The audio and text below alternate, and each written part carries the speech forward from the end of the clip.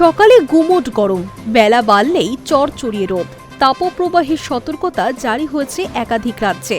দিল্লি সহ একাধিক রাজ্য তাপপ্রবাহে পড়ছে। গরম আরও বাড়বে। ইতিমধ্যেই বিভিন্ন জায়গায় তাপমাত্রা 43 ডিগ্রি ছাড়িয়েছে। বইছে লু। তবে গরম হোক বা ঝড় জল, রেহাই নেই গিগ কর্মীদের। রোদে পুড়েই খাবার বা আপনার অর্ডার করা বিশেষ জিনিসপত্র ডেলিভারি করছেন তারা। আবার আপনাকে গরমের মধ্যেই গন্তব্যে পৌঁছে দিচ্ছেন। গরমকালে ডেলিভারি করতে গিয়েই অনেক সময় হিটস্ট্রোকে মৃত্যু হয় গিগ কর্মীদের। এবার কেন্দ্রীয় সরকারকে গরমের সুরক্ষা ব্যবস্থা চালুর আর্জি জানিয়েছেন গিগ কর্মীরা। কেন্দ্রীয় শ্রম মন্ত্রককে একটি চিঠি লিখেছে Indian federation of app based transport workers.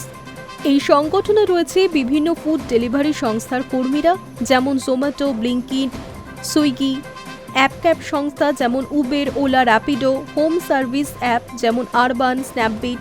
সংগঠন চিঠিতে জানিয়েছে 2020 সালে সামাজিক সুরক্ষা কোডের আওতায় গিগ কর্মীদের জন্য তাপপ্রবাহ সুরক্ষা নিশ্চিত করা হোক। তাপপ্রবাহের সতর্কতা জারি করেছে আবহাওয়া দফতর। অনেক জায়গায় কমলা ও লাল সতর্কতাও জারি করা হয়েছে। গিগ কর্মীদের দাবি, এই ধরনের সতর্কতা জারি করলে সবেতন বিরতি দিতে হবে, যাকে তারা বলছেন কুলিং ব্রেক, অর্থাৎ গরমে জিরিয়ে ঠান্ডা হওয়ার জন্য বিরতি দিতে হবে। ওই বিরতির জন্য বেতন যেন না কাটা হয়। পানীয় জল, ওআরএস এর যোগান পর্যাপ্ত দিতে হবে। শীতল বিশ্রাম কক্ষের আয়োজনও করতে হবে। গরমে জরুরি অবস্থায় চিকিৎসা সংক্রান্ত পর্যাপ্ত সহায়তা প্রদানের দাবিও করা হয়েছে। চিঠিতে উল্লেখ করা হয়েছে যে দক্ষিণ কোরিয়া, সিঙ্গাপুর, ফ্রান্স, জাপান এবং সংযুক্ত আরব আমিরশাহী সহ বিশ্বজুড়ে বিভিন্ন দেশ ইতিমধ্যেই তীব্র গরম থেকে সুরক্ষার জন্য কার্যকর ব্যবস্থা চালু করেছে। সংগঠনের তরফে দাবি করা হয়েছে, ভারতকে এখনই পদক্ষেপ করতে হবে।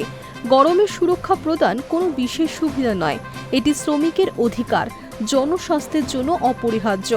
একই সঙ্গে দিল্লিতে তাপপ্রবাহের মধ্যে দুপুর 12টা থেকে বিকেল 3টের মধ্যে কাজ বন্ধ রাখার প্রস্তাব দিয়েছে সংগঠন, যখন গরম সবচেয়ে তীব্র থাকে।